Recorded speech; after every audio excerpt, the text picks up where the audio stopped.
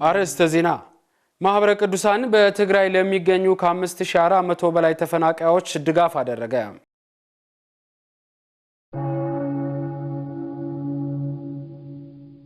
ለትንሣኤ የሚያበቃ ስራን በመስራት መኖር እንደሚገባ ተጠቆመ።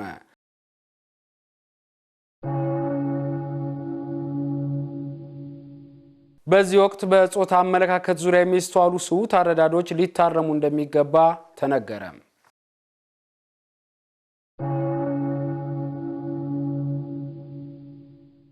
ሰላም ጤና ይስጥልኝ እንደምንላችኋል የተከበራችሁ ተመልካቾቻችን ሳምንታዊ የዕለተ ሰንበት ዜናዎቻችንን አርዕስተ ዜናዎችን በማስቀደም ጀምረናል። ዜናዎቹን ወደ እናንተ ማድረሱ በኩል ሄኖክ ደስ ያብራችሁ ቆይታ አደርጋለሁ። ከዜናዎቹ ጋር አብራችሁን ቆዩ። ማህበረ ቅዱሳን በትግራይ ለሚገኙ ከ5400 በላይ ተፈናቃዮች ድጋፍ አደረገ። ማህበሩ በመቀለ ሰባካሪ ጊዜያዊ መጠለያ ጣቢያ ለሚገኙ ወገኖች ከ1.3 ሚሊዮን ብር በላይ ግምት ያለው የእርዳታ ድጋፍ አድርጓል። ዲያቆን ኤርሚያስ ደባሱ ዝርዝር አለው። የሰሜን ኢትዮጵያውን ጦርነት ተከትሎ ቤት ንብረታቸውን ጥለው በስደተኛ መጠለያ ጣቢያዎች የሚገኙ ወገኖች ቁጥራቸው ቀላል የሚባል አይደለም። ከነዚህም ውስጥ በመቀለ የሚገኘው ሰባካሪ ጊዜያዊ መጠለያ ጣቢያ አንዱ ሲሆን በዚህ ጊዜያዊ መጠለያ ጣቢያ ከ5000 በላይ አባወራዎች እንደሚኖሩ ተገልጿል። ወደ 5240 ገደማ የሚሆን በሃውስሆልድ ደረጃ አለ። በጣም በርካታ ነው። እዚህ ያለው ችግር ደግሞ በተለየ ሁኔታ መጠለያው በኬንዳ ስለሆነ ያው ላስቲኩ ለ6 ወር የሚያህል ዲዛይን የተደረገ ሆኖም ግን ለ6 ዓመት አካባቢ ቆይቷል። በፀሐይ የተቀዳደደ ነው። ለጅብም የተጋለጠ ነው። ጅብ በቀላሉ ቀዶ ሊገባ ይችላል። እዛ ያለው ደግሞ አሮጊቶች አሉ፣ ሽማግሌዎች አሉ፣ መንቀሳቀስ የማይችሉ ህፃናቶችም ጭምር ስላሉ በጣም በአስከፊ ሁኔታ ደረጃ ላይ ነው ያለው እዚህ ያለው ተፈናቃይ። ከሰሞኑ በማህበረ ቅዱሳን ሙያ ማህበራዊና ኢኮኖሚያዊ አገልግሎት ማስተባበሪያ ከ1.3 ሚሊዮን ብር በላይ ድጋፍ የተደረገላቸው ተፈናቃዮች በርካታ ችግር ውስጥ እንደሚገኙም ገልጸዋል። እንግዲህ በዚህ ካምፕ ከ5000 አባወራ በላይ ይኖራል። በስፋት ደግሞ ስናየው ወደ 31000 አካባቢ ይደርሳል። ስለዚህ በዚህ መጠለያ ካምፕ ብዙ ችግሮች አሉ። የመጠለያ ችግር አለ። የንጽህና መስጫ ቁሳቁስ ችግር አለ። የልብስ፣ የብርድ ልብስ፣ የፍራሽ ችግሮች አሉ። ዋናውና ቀንዱ ደግሞ ያው የምግብ ችግር ነው። በመሆኑም ከችግሩ ስፋት አንጻር እስካሁን የደረሳቸው ድጋፍ በቂ ባለመሆኑ ተጨማሪ ድጋፍ ይደረግላቸው ዘንድም ጥሪ አቅርበዋል። ማህበረ ቅዱሳን ሙያና ማህበራዊ ኢኮኖሚ አገልግሎት ማስተባበሪያ ዋናው ማዕከል ማህበረ ቅዱሳን ከአሜሪካ ከሚገኙ የቀሲስ እሸቱ ጃንፋ ንስሐ ልጆች የተሰበሰበ በተገኘ ድጋፍ እዚህ አድርሱልን ባሉን መሰረት እኛም የአገልግሎቱ አካል ሆነን እዚህ መቀሌ ከተማ ውስጥ ላሉ ተፈናቃዮች ሰባካሪ ተብሎ የሚታወቀው መጠለያ ካምፕ ውስጥ እንገኛለን። አጠቃላይ 1.34 ሚሊዮን አካባቢ በጀት በተገኘው በጀት መሰረት 89 ኩንታል ዱቄትና 13 ኩንታል ጤፍ ነው ያዘጋጀ ነው። 13 ኩንታል ጤፍና 9 ኩንታል ዱቄት ለገዳማት የምናደርሰው ይሆናል። አሁን እዚህ መቀሌ ሰባካሪ መጠለያ ካምፕ ውስጥ ተገኝተን እያከፋፈልን የምንገኘው 80 ኩንታል ዱቄት ለ320 አባወራ ነው። አጠቃላይ በካምፕ ውስጥ ከ5000 በላይ አባወራ ይገኛሉ። እንግዲህ ማህበረ ቅዱሳን ቀደም ብሎም የተለያዩ እርዳታዎች ሲያደርግልን ቆይቷል። አሁንም የዛ ተከታይ ይዘሉን መጥተዋልና በቀጣይም ይህንን ህብረተሰብ ተደራራቢ ችግር ስላለበት በጣም ብዙ አካል ጉዳተኞች አሉ፣ ያደረ በሽታ ያላቸው መድኃኒት ያጡ አሉ፣ ጓለማውታ ወይም ደግሞ አባት እናት የሌላቸው ልጆችም አሉና እርዳታችሁ ቀጣይ እንዲሆን እየተማጸንኩኝ ስለተደረገልን ትብብር በጣም ከልብ ያመሰግናለሁ። ለትንሣኤ የሚያበቃ ስራን በመስራት መኖር እንደሚገባ ተጠቆመ። ጌታችን መድኃኒታችን ኢየሱስ ክርስቶስ ከተነሳ በሳምንቱ ያለችው ዕለተ እሁድ ዳግማ ትንሣኤ በመባል ትጠራለች። ዳግማ ትንሣኤን በተመለከተ ባልደረባችን ተመስገን ፍቃዱ ያዘጋጀልን ዘገባ አየለ ስራኒ እንደሚከተለው ያቀርበዋል። ለአዳም ልጆች ድነት ይሆን ዘንድ በፈቃዱ ሞቶ የሞትን ኃይል ሰብሮ በትንሣኤው ሕይወትን ያደለን ጌታችንና መድኃኒታችን ኢየሱስ ክርስቶስ ከተነሳበት ሳምንት ቀጥሎ ያለችው ሁለተኛዋ እሁድ ዳግም ትንሣኤ በመባል ትጠራለች። ዳግም ትንሣኤ ሲል እሁድ የመጀመሪያ እሁድ አለችና ሁለተኛውን እሁድ ሲገልጠው ነው። ምክንያቱም በሁለተኛው እሁድ ወይም በዳግም ትንሣኤ የሚፈጸመው አምልኮ የሚሰጠው ቃለ እግዚአብሔር የሚከናወነው ሥርዓት በሙሉ ከትንሣኤው ጋር አንድ አይነት ነው። ጌታችን መድኃኒታችን ኢየሱስ ክርስቶስም በመጀመሪያው ትንሣኤ ለሐዋርያቱ ለአስሩ ከይሁዳና ከቶማስ ውጪ ይሁዳ ያው መቼም በመናውቀው መንገድ የወጣ ሰው ነው። ቶማስ ስላልነበረ ማታ ላይ ተገልጾላቸዋል። ከዚህ በተጨማሪ በዚህች ዕለት በዝግ ቤት ውስጥ ወደ ነበሩት ሐዋርያት ገብቶ ሰላም ለእናንተ ይሁን በማለት ለሐዋርያት የተገለጠበትና ቅዱስ ቶማስ የተወጋ ጎኑን የዳሰሰበት ስለመሆኑም ይነገራል። ከመጀመሪያው ትንሣኤ ባልተናነሰ መንገድ በመጀመሪያው ትንሣኤም ደስታችን እኮ የክርስቶስ መነሳት ነው፣ የክርስቶስ መታየት መገለጥ ነው። ስለዚህ በሁለተኛውም ትንሣኤ የክርስቶስን መነሳት ያዩ ደቀ መዛሙርቱ አላምንም ያለ ቶማስ ያየበት እስክታምን ድረስ እጅህን አስገባና ጎኔን ዳስ ብሎ ጌታችንን ጎኑን ዳሶ አመንኩ ጌታዬ መድኃኒቴ ኢየሱስ ክርስቶስ ብሎ መስክሯል። እና ስለዚህ ዳግም ለምን ተባለ ብንል ሁለተኛ ታሪኩ የመጀመሪያው ትንሣኤ ታሪክ በሁለተኛው እሁድም የተፈጸመበት ወይም ደግሞ ሙሉ ለሙሉ የተከናወነ ስለሆነ ክርስቶስ ተገልጦ የታየበት ጊዜ ስለሆነ ዳግም የተባለው በዚህ ምክንያት ነው።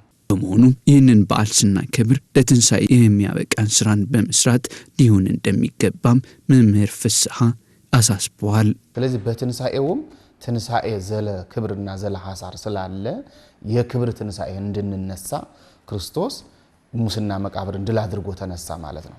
ስለዚህ ምእመናን ይህንን ተረድተው የክብር ትንሣኤን ለመነሳት የህይወት ትንሣኤንም ለመነሳት በህይወታቸው በምድር ላይ ያሉ መልካም ስራዎችን መስራት መቻል አለባቸው ማለት ነው። እንዲሁ ዝም ብሎ የክብር ትንሣኤ መነሳት እንደማይቻል በኢትዮጵያ ኦርቶዶክስ ተዋሕዶ ቤተክርስቲያን የታወቀ ነው። ከሃይማኖታዊ መሰረቱ እየራቀ የመጣውን የግብረ ሰላም ስነ ስርዓት ማስከበር እንደሚገባ ተጠቆመ። በተለይም በአንዳንድ ካህናትና ምዕመናን ላይ የሚስተዋሉ ችግሮች ቤተ ክርስቲያንን እያስነቀፉ ስለመሆኑም ተገልጿል። ዲያቆን ኤርሚያስ ደባሱ ገብረ ሰላም የሚለውን ቃል መነሻ ያደረገው ግብረ ሰላም የጌታችን ትንሣኤን ተከትሎ በሚመጡ 50 ቀናት የሚከናወን ተግባር ሲሆን አመጣጡም ከብሉይ ኪዳን ጀምሮ እንዲህ ይነገራል። መጽሐፍ ቅዱሳዊ የሆነ ማስረጃ ያለው ግብረ ሰላም የሚለው ቃሉ ያው የግዕዝ ቃል ነው። ገብረ ሰላም ነው፣ ሰላምን አደረገ። ሰላም ደግሞ እርቅ ነው። እርቅ ከማን ጋር አስታረቀን ስንል ወደ ላይ ከአባቱ ጋር፣ ወደ ጎን ደግሞ እርስ በርሳችን አስታርቆናል። ስለዚህ ገብረ ሰላም የሚለውን ነገር የመጣው እንግዲህ ከአዳም ጀምሮ ለአዳም ስለሆነ የሞተው በመስቀል ላይ የተሰቀለው ለአዳም ስለሆነ የሰላም የማድረጉን ሰላም የመስራቱን ስራ የጀመረው ከአዳም ከዛ ገና ከገነት ሲወጣ ጀምሮ ነውና እሱን ለማየት መጀመሪያው ግብረ ሰላም የተጀመረው በአዳምና በእግዚአብሔር አማካኝነት ነው።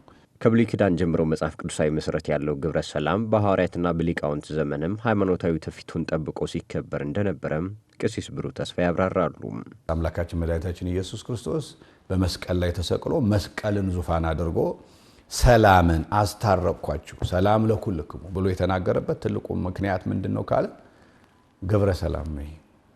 የሰላም ስራ ማለት ነው። ግብረ ሰላም ማለት የበጎ የማስታረቅ ስራ ማለት ነው ባጭሩና ክርስቶስ ላይ ሲደርስ አማናዊነቱ ተፈጽሟል ማለት ነው። ይሁን እንጂ ዛሬ ላይ ከስርዓት የወጣና ክብረ ክህነትን በሚያጎድፍ ተግባራት እየታጀበ መምጣቱንም ቀሲስ ብሩህ ተስፋ ገልጸዋል። በአሁኑ ሰዓት የግብረ ሰላም አከባበር ህጸጾች የማስቀምጣቸው ነገሮች አሉ። የመጀመሪያው ሰክሮ የክህነትን ክብር ማስነቀፍ፣ ከፍ ያለ አስካሪ መጠጦች ካልቀረቡ አንሄድም የሚሉ ደግሞ ካህናት ተፈጥረውብናል። ውስኪና የመሳሰሉት ነገሮች ከሌሉ አቀርባሃሉ ምእመናን እያሰቀቁ ያሉ ካህናት፣ ይሄ በጣም ነውር ነው፣ ክርስቶስን መካድ ነው። ይህንንም ማስተካከል እንደሚገባ ተጠቁሟል። ትውፊታችንን እንወቅ፣ መጻሕፍቶቻችንን እናንብብ፣ አባቶቻችን የሚሉን እንስማ። ከዛ በኋላ ለትውልድ ማስተላለፍ እንችላለን። ይሄ ክፉ ዘመን ላይ ስለሆነ ያለ ነው። የበለጠ ህዝቦቻችን እየካዱ ስለሆነ በሙዚቃ እየተሳቡ ከመዝሙሩ ይልቅ ሙዚቃውን እየመረጡ አይደለም ያለው እና ይሄን ነገር በጣም ስለተቸገርን ትውፊታችንን እንወቅ፣ እንጠብቅ። በዚህ ወቅት በጾታ አመለካከት ዙሪያ የሚስተዋሉ ስሁት አረዳዶች ሊታረሙ እንደሚገባ ተጠቆመ። ወንድነትና ሴትነት ከባዮሎጂያዊ ማንነት ባለፈ በኦርቶዶክሳዊ እይታ የኃላፊነትና የቤተሰብ ራስነት ጸጋ መሆናቸው ይታወቃል። ሀብቴ ብርሃኑ ዝርዝር አለው። ወንድነት ወይም ሴትነት ማለት በመለኮታዊ ጥበብ የተሰጠ የጸጋ ስጦታ ነው ማለት ነው። እንደ ቅዱሳት መጻሕፍት ትምህርት በመለኮታዊ ጥበብ ለሰው ልጆች የተሰጠው ወንድነትና ሴትነት የየራሳቸው የሆነ ሰማያዊ ጸጋ አላቸው። ይህም ጌታችን መድኃኒታችን ኢየሱስ ክርስቶስ ለቅድስት ቤተክርስቲያን ሲል በሞት ፍቅሩ እንደገለጸው ሁሉ ወንድም ለሚወዳት ሚስቱ ራሱን አሳልፎ የሚሰጥበት፣ ሴትነትን በዚህ መልክ የሚገለጽበት የፍቅርና የኃላፊነት መገለጫ መሆኑ ይነገራል። በጉዳዩ ዙሪያ ከጣቢያችን ጋር ቆይታ ያደረጉት መምህር ተስፋ ማርያም ክንዴ ወንድነትና ሴትነት በኦርቶዶክሳዊ እይታ ያላቸውን ትርጉም እንዲህ ያብራራሉ። አባወራነት የሚለው አስተዳደር ማለት ነው። ይሄ የቤቱን ማኔጅመንት አስተዳደሩን ሁለመናውን ነገር የሚቆጣጠር ማለት ነው። ሴት ደግሞ አትቆጣጠርም ማለት ሳይሆን ሴት ደግሞ ለቤቱ በርህራሄ የምታገለግል ማለት ነው። ወንድ የሴት ራስ ነው አለ ክርስቶስ። የቤተ ክርስቲያን ራስ ሲሆን ቤተ ክርስቲያን ደግሞ የክርስቶስ አካሉ ናት። ባል የሚስት ራስ ሲሆን ሚስት ደግሞ የባል አካሉ ናት። አሁን ወንድ ራስ ነው ስንል እኔ ራስ ስለሆንኩኝ እኔ ያዝሻለሁ፣ እኔ ባዘዝኩሽ፣ እኔ ባልኩት ይሁን የሚለውን ሳይሆን የሚሞትላት ማለት ነው። እማወራነት ቤተክርስቲያን ናት። ቤተክርስቲያን የክርስቶስ አካሉ ናት። ቤተክርስቲያን ክርስቶስ መስርቷታል፣ ክርስቶስ አስተዳድሯታል። ያቺ ቤተክርስቲያን ለክርስቶስ አካሉ እንደሆነች ሚስትም ለባሏ አካሉ ናት ማለት ነው። ሁለመናው ናት። ለዛ ለሚወዳት ትሞትለታለች። በአሁኑ ወቅት ስለ ጾታ በሚነሱ ዘመናዊ እሳቤዎች ውስጥ የወንድነትና የሴትነትን ትክክለኛ ምንነት ካለመረዳት የተነሳ በርካታ የተሳሳቱ አመለካከቶች ሲንጸባረቁ ይስተዋላል። መምህር ተስፋ ማርያም በተለይም የአባወራነትና የማወራነት መንፈሳዊ ትርጉም ከስልጣን ይልቅ ኃላፊነት መሆኑን ያስረዳሉ። ጀንደር ኢኳሊቲ የሚለው በኋላ ህብረተሰቡ ያመጣው ነው።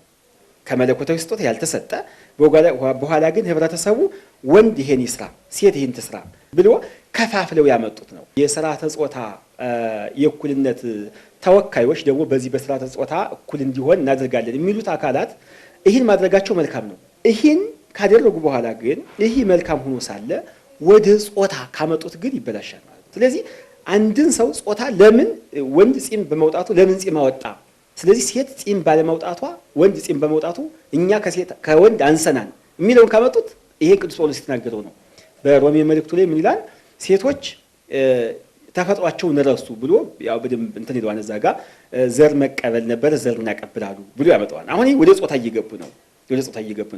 ጾታ እኩልነት የጾታ ጀንደር ኢኳሊቲ የሚለውን ግን ሴትም የውጭንም የውስጡንም ተረዳድቶ መስራት ልጅን ከማሳደግ ማንኛውም ነገር ከመስራት አንጻር ግን ትክክል ነው። አሁን ላይ በጾታ አመለካከት ዙሪያ የሚታዩ ስሁት አረዳዶች እንዲቀረፉ ወንዶችና ሴቶች የሰጣቸውን መለኮታዊ ጸጋ አውቀውና ተረድተው በእውነተኛ የክርስትና መንገድ ሊጓዙ እንደሚገባ መምህሩ አሳስበዋል። እግዚአብሔርን ደስ የሚያሰኘው ስራ ወንድነት ወይም ሴትነት የትኛው ነው ካልነ ወንዱም በተፈጥሮ የጸጋ ስጦታ ሲያገለግል ሴትም ደግሞ ባላት የጸጋ ስጦታ ስታገለግል እግዚአብሔርን ደስ ያሰኘዋል ማለት ነው። ያ ማለት ምንድነው? ሴት ወንድ መሆን አለብኝ፣ ወንድ ሴት መሆን አለብኝ ሳይል ባለው ስጦታ ካገለገለ እግዚአብሔር ደስ የሚያሰኘው ይሄ ነው። እግዚአብሔር ይሄ የመጨረሻው የሚፈልግ አይደለም። እግዚአብሔር ይሄ የትን ፍጭው ዱቄቱን አምጪው የሚል አምላክ አይደለም። እግዚአብሔር ጥረትን የሚመለከት ነው። እያንዳንዷ ነገር በጥረቷ በድክመቷ ነው የሚሰጥ። ቅድስት ቤተ ክርስቲያን ከመቼውም ጊዜ በላይ የምዕመናን ዘርፈ ብዙ አገልግሎት ያስፈልጋታል። በመሆኑም በማህበረ ቅዱሳን ስር ያሉ ማዕከላት የአባላቶቻቸውን ቁጥር በማሳደግ ይበልጥ በቤተ ክርስቲያን አገልግሎት እንዲሳተፉ ለማድረግ እየሰሩ መሆናቸው ተገልጿል። ተመስገን ፍቃዱ። ቅድስት ቤተ ክርስቲያን ሁለንተናዊ የመሪነት ሚናዋን ስትወጣ ለማየት ራዕይ አድርጎ እየሰራ የሚገኘው ማህበረ ቅዱሳን በሀገር ውስጥና ከሀገር ውጭ ማዕከላትን በማቋቋም ዘርፈ ብዙ ስራዎችን እየሰራ ይገኛል። በመሆኑም ማዕከላቱ የአባሎቻቸውን ቁጥር እያሳደጉ መሆናቸውንም ጠቁመዋል።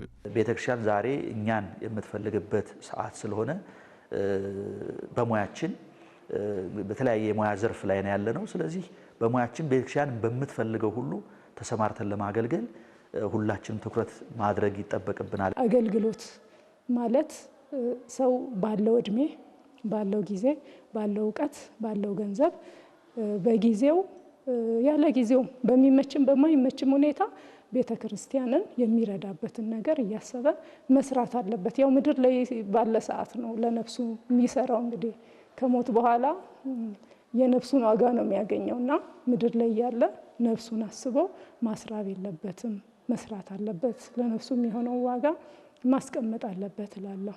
አክለውም ቅድስት ቤተ ክርስቲያን ከመቼውም ጊዜ በላይ የምእመናን ዘርፈ ብዙ አገልግሎቶች የምትፈልግበት ጊዜ መሆኑንም አንስተዋል። አቅማቸውን ማሳደግ፣ ከዚህ በፊት የማህበር አባል የነበሩትን ወደ ኋላ በኢኮኖሚካሊ ችግር ባንንም በሌላ ምክንያት ወደ ኋላ ያሉትን ቤት ለቤት ሁሉ እየቀሰቀስን አጠቃላይ በዚህ ስትራቴጂክ ፕላን ውስጥ ሬው ምንድነው፣ አላማው ምንድነው፣ ማህበረ ቅዱሳን ስልታዊ እቅዱ ምንድነው የሚለውን በሱ ጋር ውይይት እያወያየን የአቅም ግንባታ ስራ እየሰራን ያለ ማለት ነው። በተለያየ ምክንያት ለስራ የሚመጡ ወንድሞች እህቶች አሉ። ከግቢ ጉባኤያት ተመርቀው የሚወጡ ወንድሞች እህቶች አሉ። እነሱን የማፈላለግ ስራዎች በተለያየ ተቋማት ኔትወርክ በመዘርጋት ስራዎች እንሰራለን። ሌሎች ማዕከላት ጋር ኮንታክት በመፍጠር ወይንም ግንኙነትን በመፍጠር ከየትኛው ግቢ ጉባኤ ተመርቆ ወደኛ ማዕከል የመጡ እሱን ቼክ የማድረግ ስራዎችን እነሱን ስራዎች እንሰራና አዳዲስ አባላትን በዚህ መልክ የማምጣት ስራዎችን እንሰራለን ከግቢ የወጡትን። በመጨረሻም ኦርቶዶክሳውያን በተማሩበት የትምህርት ዘርፍ ሁሉ ቅድስት ቤተ ክርስቲያንን ማገልገል እንደሚገባቸው አሳስበዋል። ሰው ሆኖ የተፈጠረው እግዚአብሔርን ለማገልገል ነው። ካላገለገለ ህይወቱ ምንድነው ማለት ነው? ተበላሽቷል ማለት። ለአገልግሎት እስከ ተፈጠረ ድረስ ምን ማድረግ አለበት? በፈጣሪ ቤት ተመላልሶ አሁን 24 ሰዓት ተሰጥቶናል። በቀን 24 ሰዓት እንሰራለን። ይሄን 24 ሰዓት በሙሉ ለስጋችን የምናውል ከሆነ ከፈጣሪ አደራ አለብን። አንድ ሰው የሚያገለግለው ገንዘብ ያለው በገንዘቡ፣ ጉልበት ያለው በጉልበቱ፣ ጊዜ ያለው ደግሞ በጊዜው ነው የሚያገለግለው። ስለዚህ ገንዘባችን ሰጠን፣ እውቀታችን ሰጠን፣ ጊዜያችን ካልሰጠን እግዚአብሔር ቤት መኖር አንችልም። ስለዚህ የኋላውን ኑሮአችን የኋላው ህይወታችን አስበን ሁሉም ክርስቲያኖች ባለንበት ቦታ ባለንበት እውቀት ባለንበት አቅም እግዚአብሔርን ማገልገል ግዴታችን ነው። ዘመኑን በዋጀ መልኩ ቅድስት ቤተ ክርስቲያን ሁለንተናዊ የመሪነት ሚናዋን እንድትወጣ የሙያተኞች አስተዋጽኦ ከፍተኛ ነው። ለዚህም የኦርቶዶክሳውያን ሙያተኞች ማህበር መመስረቱን በማህበረ ቅዱሳን የባህር ዳር ማዕከል አስታውቋል። ባህር ዳር ማዕከል የላከልንን ዘገባ ሀብቴ ብርሃኑ በተከታይነት ያቀርበዋል። በማህበረ ቅዱሳን የባህር ዳር ማዕከል የሙያና ማህበራዊ አገልግሎት ዋና ክፍል ኃላፊ አቶ ታጠቄኔሁን ባለሙያዎች ያላቸውን እውቀትና ክህሎት ለቤተ ክርስቲያን አገልግሎት እንዲያውሉ በትኩረት እየተሰራ መሆኑን ገልጸዋል። በዘርፉ የሚሰጡ አገልግሎቶችን ይበልጥ ውጤታማ ለማድረግም የሙያ አገልግሎቱ በተደራጀ መልኩ በጥራትና በጊዜ እንዲከናወን የሚያስችሉ እቅዶች መታቀዳቸውን ተናግረዋል። ቅድስት ቤተ ክርስቲያን የምትፈልጋቸው ለአገልግሎት ለሐዋርያዊ አገልግሎት መሳለጥ የምትፈልጋቸው የሙያዊ ድጋፎች ሲኖሩ እነዚህን ስራዎች በዋናነት እንሰራለን። እንዲሁም ደግሞ የሙያተኞች ማህበር በራሱ አቅዶ ያስቀመጣቸው የተለያዩ ስራዎች አሉ። በተለይ ከህንፃ ቤተክርስቲያን ዲዛይን፣ ከማስተር ፕላን ዝግጅት፣ ኢኮኖሚያዊና ማህበራዊ ጉዳዮችን የሚያካትቱ ምእመናንና ቤተክርስቲያን ያሏትን ሀብቶች የሚጠቀሙባቸውን ፕሮጀክቶችን መቅረጽና ሌሎችንም የሚያካትቱ ስራዎችን ለመስራት እቅዶች አሉ። ጠቅላላ ሲል ግን ከውጭ የሚመጡ ጥያቄዎች ከቤተ ክርስቲያንም እንዲሁም ደግሞ ኦርቶዶክስ ከሆኑ ምእመናን እንዲሁም ደግሞ ከውስጥ ማህበሩ የሙያ ማህበሩ በራሱ ተነሳሽነት ምን መስራት አለብኝ በሚል ያስቀመጣቸውን አጠቃላይ እቅዶችን በየጊዜው እየፈጸመና እየሰራ የሚሄድ ይሆናል። ቤተክርስቲያን ያላትን ሙያተኞችና ልዩ ልዩ ሀብቶች በአገልግሎት ላይ ማዋል የምእመናንን ተጠቃሚነት ከማሳደጉም ባለፈ ለስብከተ ወንጌል መስፋፋት ምቹ ሁኔታ እንደሚፈጥር ኃላፊው አስረድተዋል። የሙያ ማህበር ሰብሰብ ያሉና በርከት ያሉ ሙያተኞችን ስለሚይዝ በአገልግሎት ዘንድ ብዙ ምቹ ሁኔታዎችን ይፈጥራል። በተለይ ቤተክርስቲያን ብዙ ልጆች ነው ያሏት፣ ብዙ ሀብት ነው ያላት። ይሄን ልጆቿንና ሀብቷን በሙያ አይን ወይም ደግሞ በሙያ እይታ አገልግሎት ላይ በመዋል ምእመናን የሚጠቀሙበት ቤተክርስቲያን ደግሞ በአገልግሎቷ ውስጥ የምትፈልጋቸውን የሙያ ዘርፎች የምታገኝበት ይሆናል። በመጨረሻም ቅድስት ቤተክርስቲያን ሁለንተናዊ የመሪነት ሚናዋን እንድትወጣ ለማስቻል በተለያዩ የሙያ ዘርፎች ላይ የሚገኙ ኦርቶዶክሳውያን ባለሙያዎች በማህበሩ በኩል በሚከናወኑ አገልግሎቶች ላይ በንቃት እንዲሳተፉ አቶ ታጠቅ ጥሪ አቅርበዋል። ቤተክርስቲያን በምትሰጣቸው አገልግሎት በዘመን ሂደት የሚመጡ አዳዲስ ፍላጎቶች ይኖራሉ። በተለይ ደግሞ አሁን ላይ ባለው የቴክኖሎጂ ዘመን ላይ ሆነን በቴክኖሎጂ የምንደግፍበት ቴክኖሎጂን በመጠቀም አገልግሎት የሚሳለጥበትን እነዚህንና ሌሎችን ነገሮች በማድረግ ቤተክርስቲያን ሁለንተናዊ ሚናዋን እንድትወጣ የሙያተኞች አስተዋጽኦ የማይተካና ጉልህ ነው። ስለዚህ ሁሉም ባለሙያዎች ሙያቸውን ባላቸው ጊዜና እውቀት ባላቸው ጉልበት መሰረት ለቤተክርስቲያን አገልግሎት እንዲያውሉ መልእክቴን በዚህ አስተላልፋለሁ።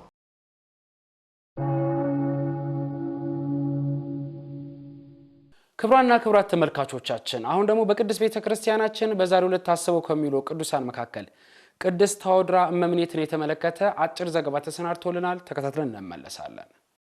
በዛሬው ዕለት በዓለ ዕረፍቷ የሆነ ቅድስት ታኦድራ ከእስክንድርያ ሀገር ከታላላቆች ባለጸጎች ወገን ስትሆን ምንም እንኳን ወላጆቿ በብርና ወርቅ አስጌጠው ሊያጋቧት የፈለጉ ቢሆንም ምንኩስና መርጣለችና የዚህን ዓለም አላፊ ሰርግ አልመረጠችም። የወላጆቿንም ገንዘብ ለድሆች መጽውታ በቀረውም ከእስክንድርያ ውጭ በስተምዕራብ አብያተ ክርስቲያናትን አነጸችበት። ወደ እስክንድርያው ሊቀ ጳጳስ አባ አትናቴዎስ ሄዳም መነኮሰች። ከደናግል ገዳማትም ወደ አንዱ ገብታ በገድል ተጸመደች። አምላካዊ ራእይንም ታይ ዘንድ ተገባት። መላእክትን ታያለችና የሰይጣንንም ስራዎች ሁሉ ለይታ ታውቃለች። ሊሰሩ የታሰቡትንም ሁሉ ታውቅ ነበረም። በእርሷ ፈጽሞ ደስ ይለው የነበረው ቅዱስ አትናቴዎስም ሊጎበኛት ወደ እርሷ ይሄድ፣ ሐሳቧንም ትገልጽለት፣ የጠላት ዲያብሎስ ወጥመድንም ያስገነዝባት ነበር። እግዚአብሔርም በበጎ ምግባር አገልግላ መላ ዕድሜዋ 100 ዓመት በሆናት ጊዜ በሰላም አርፋለች። አምላከ ቅዱሳን ከቅዱሳኑ በረከት ምልጃና ጸሎት ያሳትፈን። ክብራና ክብራት ተመልካቾቻችን ለሰዓቱ ያዝናቸው ዜናዎች እዚህ ጋር ተጠናቀቁ። ዜናዎቹን ወደ እናንተ ማድረሱ በኩል ሄኖክ ደስ ያበራችሁ ቆይታ አድርጋለሁ። ሌሎች መርሃ ግብራት ወደ እናንተ መድረሳቸውን ይቀጥላሉ። ሰላም እግዚአብሔር ከሁላችን ጋር ይሁን። መልካም በዓል።